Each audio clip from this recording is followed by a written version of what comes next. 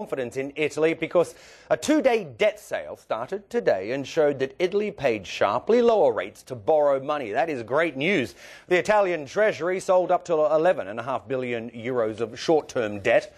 Now, tomorrow, another big test. On Thursday, another 8.5 billion euros of debt will be on offer. That's to be paid back in 10 years, so long-term debt. And in a positive sign, I have to say, Italy today only had to pay, I say only, but only had to pay 3.2%. That's half the level for a very similar debt sale that the country held back in November, of course, when Mario Monti replaced Silvio Berlusconi as Prime Minister. The rate back then, well, it was 6.5%. Let's get more because Nicola BBC is portfolio manager at Glendevan King Asset Management. He joins us from Milan. Nicola, great to have you with us. I tell you what, it's an incredible drop, isn't it, in the interest rate that investors forced Italy to pay. And I guess it shows that investors and the markets are quite confident now in the austerity measure passed by the government, and as well as, I guess, the interaction by the European Central Bank. Yes, that's right. You're right. The fact that the yields are much lower is certainly due to the confidence in Mario Monti's job and thanks to the measure that ECB decided. But we shouldn't be too much carried away because today's auction was about T-bills, 6 months and 2 years, and everyone in Europe, even Greece, has been able to sell T-bills at reasonable levels all along the crisis.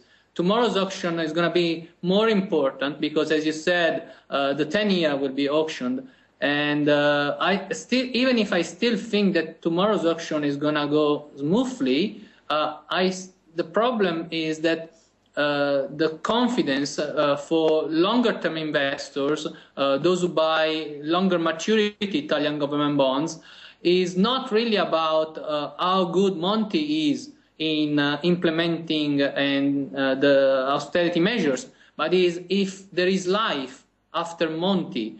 Monti, even if everything goes smoothly, as until 2013, so no more than, let's say, 18 months.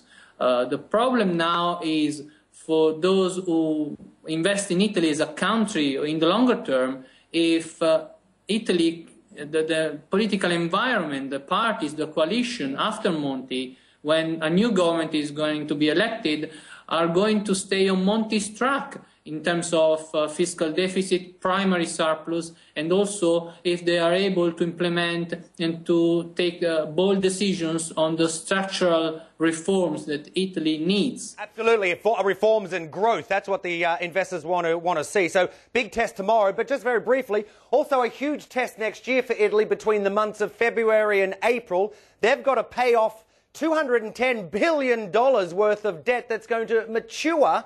And many will say, gosh, can they do that? Absolutely. That will be the first big test. I don't see anything bad happening, tomorrow or in the next few weeks. Waters are much calmer now for Italy, but the new test will be in the next 6 months. On one side, because the austerity measures will start to bite starting from the 1st of January. So if there is social unrest, if there are strikes, protests, riots, there's going to be a big problem. And second, how much both the internal measures, the fiscal consolidation, and the external problems with the lack of growth, moreover, more or less everywhere in Europe, are going to eat into GDP growth in Italy. Because if the GDP growth is going to be very bad, then confidence can evaporate very, very quickly. The debt ratio, the sustainability of the debt ratio is on one side fiscal consolidation, on the other side interest rate and growth. Yeah, absolutely.